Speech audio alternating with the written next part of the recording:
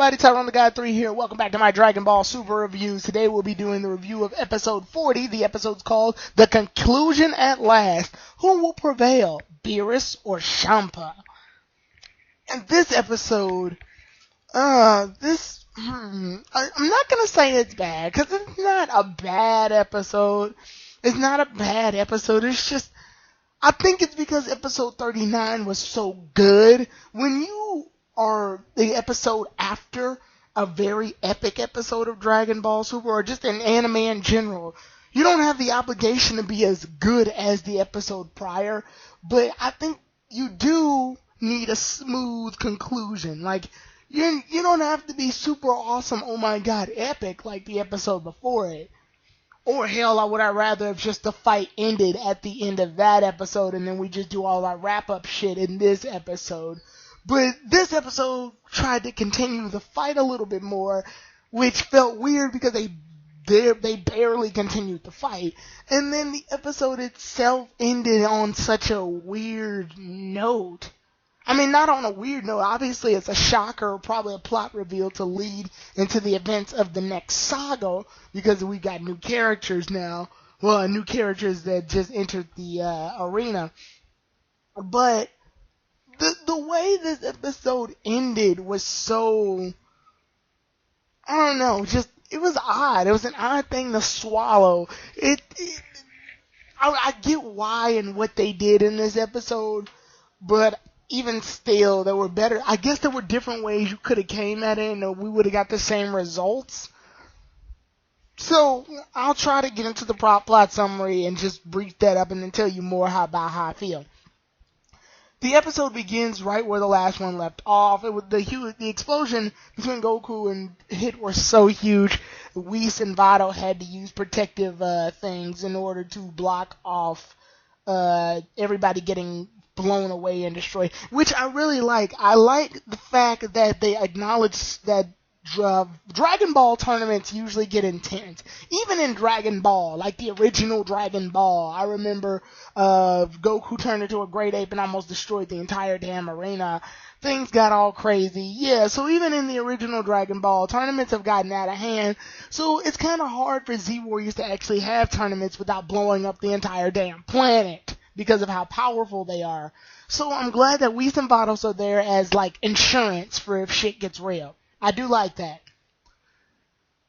Later on, we see that Goku and Hit are talking, and Goku's slowly getting hurt by the Kaio-Ken. The Kaio-Ken is finally taking its toll on Goku's body, which is good because it shows that a lot of people were confused by Goku's new, I'll say, power-up-esque transformation, thinking that it was overpowered probably, or Goku would be way too strong because now he can just combine Kaio-Ken with this. But there is a drawback. It takes its toll on his body, and that is a nice drawback. So Goku and Hit agree that they'll go ahead and continue the fight onwards, and when they do, they fight even further. However, Hit has found a way to freeze time, and when he freezes time even further, he puts in some pop shots on Goku. Goku goes down, but Goku actually put in some hits as well. When he put in some hits, both Hit and Goku fall down, and they're basically exhausted. So it's gonna come down to these last few hits. Goku and Hit both get back up, and Goku then asked the referee, actually he didn't even ask the referee. He asked Beerus and Champa, is it possible to change the rules so that Hit can kill Goku at the end of the fight? And they're confused by this, but then they later argue. Hit's confused by this as well, and the reason that everybody is confused, but Goku asked for this request simply because Hit has to hold back his powers, because Hit is essentially, an assassin. He's a hit man. So obviously he would fight his best when he has no choice but to kill his opponents, because he is a hit man. He kills his opponents. It's what he does. So Goku realized that the only way Hit's gonna fight as his absolute best is if he's able to kill Goku, or like able to fight as if he's going to kill Goku, so it holds Hit back essentially.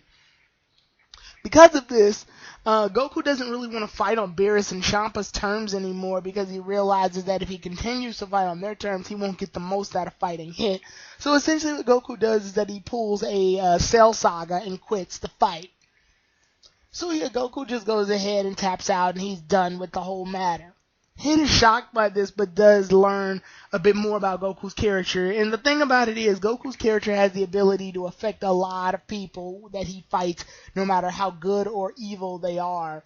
So, more or less, this was a change for the better, because Hit makes an internal decision that he doesn't want to go ahead and win the tournament anymore and get the universal box that allows him to transfer from universe to universe. So, it's Monaka's turn to fight, technically, because this is the last fight of the entire tournament. Monaka comes out to fight, and it's clear that Monaka's going to lose. It's clear that he is weak. He has no way to fight Hit. He goes in, punches Hit with all of his might, even though it's not much, and Hit just stands there and then decides to pull an Android 18 and goes ahead and takes the fall so that he can go ahead and get knocked out. And this wins Monaka the entire Universe 6, Universe 7 tournament, and they congratulate him, and it's all over. Hit decides that he wanted to do this because he wanted to fight on Goku's terms as well, not on the terms of Beerus and Champa. Although I am confused because he made it very apparent that he wanted that universal box. However, I'm guessing it's an internal decision that he doesn't need it anymore because he got the most experience of his job when fighting Goku when he got stronger, I guess. Champa doesn't want to accept this shit, though, and he said, hey, you guys broke the bargain. If you lose, I'm going to kill you all. So it's kind of messed up to see Champa so dark. And one thing I really did like, and this is during the fight that was happening, Goku knocked Hit away. And when Hit got knocked away, he crashed into Champa's sign, ruining the sign, and Beerus just does like a nah, like your sign got destroyed. It was funny. I like that, the little moments. Beerus was probably the funniest nigga in this entire episode. Here's another reason why. When Monaka did the hit on Hit, and Hit took the fall, everybody was looking at the fight like, oh my god. And they had this shocked, frozen face. And Beerus had this face like, oh no, Monaka already lost. Like, he didn't look at the fight yet, so he already realized that it was already over for him. When he didn't realize that Hit just went ahead and took the loss. So that was funny. But then overall, when Champa is mad and is about to destroy all of them, Goku gets a bit upset that, hey, this is no fair. Why does the Universe 6 fighters have to die because of this? But Beerus is like, hey, it's their fault. We can't do anything about it. Champa's about to kill him, but then out of nowhere, these three guys show up. Two of these guys are like really tall and look like Jinzo from Yu-Gi-Oh! If you look him up, he's like a monster that destroys trap cards. And the last one kind of looks like Tarvel's wife, only like the male version of what Tarvel's wife would be. I don't know, it's hard to explain. I'm guessing these are like the overseers of the universe. Like, obviously, since the galaxy has different Kais, and then over that they have a Kai that watches over all the other Kais, and then they have a Kai that watches over all those Kais. Obviously, there has to be a universal Kai that watches over all the universes. Maybe. I don't know. So then, after that, the episode basically ends. I like the joke that Monaka went ahead and defeated Hit. I kind of saw it coming, actually. I figured one of two things would happen. I thought when Monaka came out, Hit would be so low on energy from fighting Goku that when he actually hit, it doesn't do a lot, but Hit himself is actually like Monaka would do the hit, but before Monaka does the hit is so tired that he falls backwards and falls out the ring. That's what I thought was going to happen. Or if falls unconscious because he doesn't have any more energy because of the fight with Goku. I didn't expect Hit to intentionally make the decision to fly out of the ring. That was a different way to come at it. But, so yeah, I do like the joke. However, the joke's kind of spoiled too, because we were already revealed that Monaka was a weakling beforehand. If we had been revealed that Monaka was a weakling like after Monaka had already won the tournament, everybody could have had like this little fallout moment, like, oh my god, this comical fallout moment, and Beerus already had the moment, so it's funny, and then they could have been like, hey, we just used Monaka to push Goku and Vegeta further, whatever. So yeah, I still don't like the fact that Monaka's weak, but at the exact same time, I appreciate the joke for what it is. I kind of wish it wasn't spoiled earlier on.